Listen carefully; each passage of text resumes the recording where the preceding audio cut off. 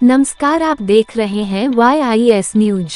मुरादाबाद में नरमुने की रेल बचाओ देश बचाओ संघर्ष समिति बैठक आयोजित।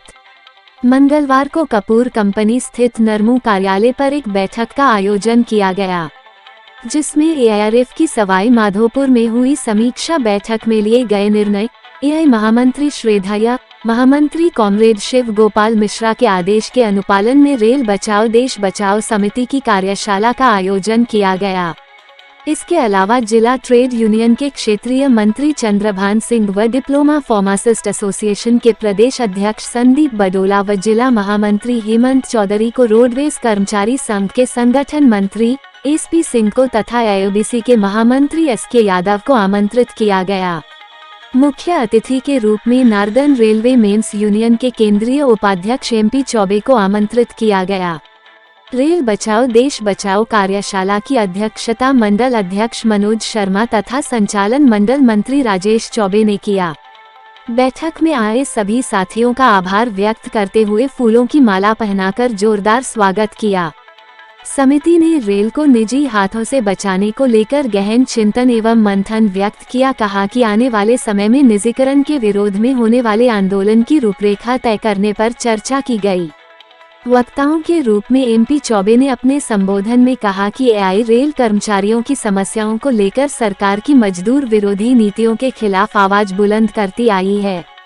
सरकार भारतीय रेल का निजीकरण करने की तैयारी में है। कुछ जगहों पर बैकडोर एंट्री कर इसकी शुरुआत भी की थी, जिसका विरोध नरमू ने पुरजोर तरीके से किया। उन्होंने कहा कि रेल बचाओ देश बचाओ समिति में यह प्रण लेना चाहिए कि अगर रेल का निजीकरण हुआ तो इसका असर जनमानस पर भी पड़ेगा, इसलिए सभी मजदूर घटकी को एक होना होगा। बैठक में गोपेश चौधरी, सोहेल खालिद, खेमपाल सिंह, नफीस खान, मंजू बिष्ट, AK सिंघल, सुनील सिंह, स्वराज सिंह, मशिकू आलम ब्रह्मपाल, सुनील शर्मा, दिनेश कुमार, सत्येंद्र सिंह, टीकाराम आदि मौजूद रहे।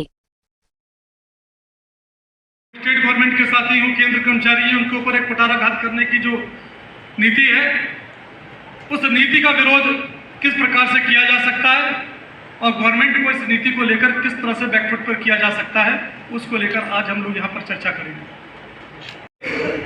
काम वसूल करने का काम करेंगे। आज की तारीख में किस प्रकार से हम लोग अपने साथियों को एक स्थान से हेमंत चौधरी जी और हमारे मंडल के अध्यक्ष, वो चर्चा आगे किस प्रकार के आंदोलन की नीति तैयार हो, इस पर भी चर्चा करेंगे।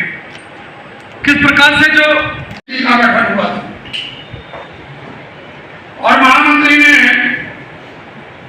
दुनिया के तमाम मेहनत कश और मजदूरों को लेकर के, उनके संगठन को लेकर के राष्ट्रीय लेवल पर NJCA का गठन किया। उसमें केवल रेल कर्मचारियों के ही मुद्दे नहीं, वर्तमान में जो सरकार है, बहुमत की सरकार है, तमाम हमारे जो श्रमिक। मैं राजेश कुमार चौबे, मंडल सचिव नॉर्दर्न रेलवे मेंस यूनियन। साथ में हेलो, इस कार्यक्रम का आयोजन आज देखिए रेल बचाओ देश बचाओ संघर्ष समिति का आज यहाँ पर एक बैठक है। उस बैठक का जो संचालन हमारे साथी मनोज शर्मा जी के द्वारा किया जा रहा है।